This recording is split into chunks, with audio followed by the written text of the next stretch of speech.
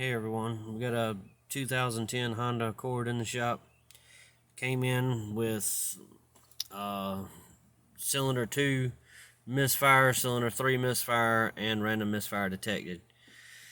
And of course, they had somebody work on it before us. They put cylinder 2 and 3 coil pack in it. They put cylinder 2 and 3 injector in it.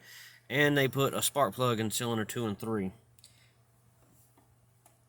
It came here on pretty much limp mode. It wouldn't run past 20 miles an hour, took no acceleration, whatever.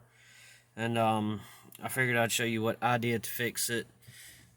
It's simple, they didn't have to spend all that money. I'll go ahead and show you what I did. You're gonna have to have a snap-on scanner, a Matco scanner, something like that. You're not gonna be able to do it with a regular scanner or unhooking the battery cable or anything like that. I'll show you. This is what you do. Get your scanner, go right here to the engine. Then you're going to go right here to functional test. And you're going to go right there. CKP, pattern learn, crankshaft. And that's it. That's all that fixed it. This is a 2010.